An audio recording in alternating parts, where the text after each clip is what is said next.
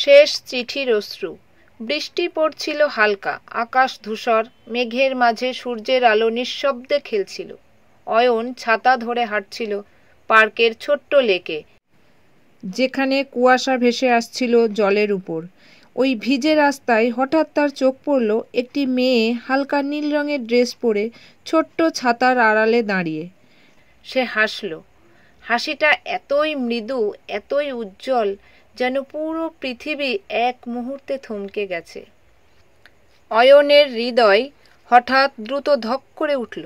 মনে হচ্ছিল এই মুহূর্তে পৃথিবী শুধু তার এবং মেয়েটার জন্যই তৈরি। তারা একে অপরের দিকে তাকালো। কোনো শব্দই বের হলো না, শুধু চোখে চোখ। বৃষ্টি আরও একটু বাড়ল। মেয়েটি ধীরে ধীরে ছাতা অর্ধেক সরিয়ে রাখল, যেন অয়নের দিকে তাকাতে পারে।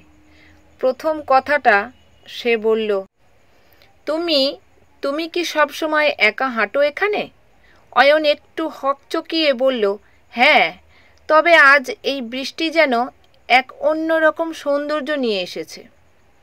মেয়েটার চোখে লুকানো উজ্জ্বলতা যেন তার হৃদয় চুরির চেষ্টা করছিল।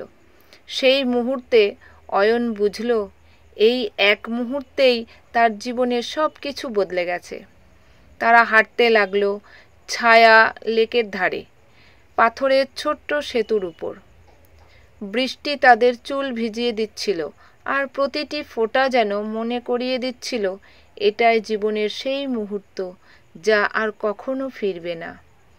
মেয়েটি হেসে বলল, আমার জীবনে কেউ কখনো এমন হাসি দেখায়নি, তুমি একদম ভিন্ন। অয়ন বুকে উত্তেজনা ধরে রাখতে পারল না। সে শুধু বলল, তোমার চোখে আমার সব কিছু দেখছি। প্রথম দেখা থেকেই তারা বুঝেছিল এই ভালোবাসা অসম্পূর্ণ হলেও সত্য। দিন পেরিয়েছে। তারা একসাথে সকালে চা খেতে খেতে আড্ডা দিত, হেসে হেসে একে অপরের গল্প শোনাত। কিন্তু স্বপ্নের ভাঙন আসতে বেশি সময় লাগেনি। হঠাৎ করেই মেয়েটি দূরে চলে গেল। কেন? কেউ জানত না। অয়ন প্রতিদিন অপেক্ষা করত, একটি ফোন, একটুখানি বার্তা, কোনো খবরের জন্য। দিন থেকে মাস, মাস থেকে বছর, শুধু নীরবতা ফিরে আসত।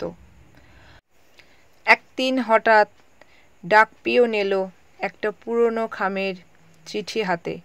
চিঠিতে লেখা ছিল কেবল কয়েকটা লাইন, তুমি আমার পৃথিবী ছিলে, কিন্তু আমি তোমার পৃথিবী হতে পারিনি।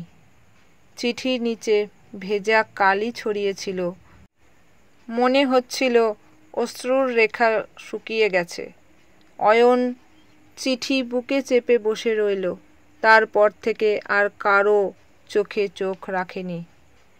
আজও সেই চিঠি টেবিলে পড়ে আছে, একটা অসমাপ্ত প্রেমের নিঃশ্বাসের মতো।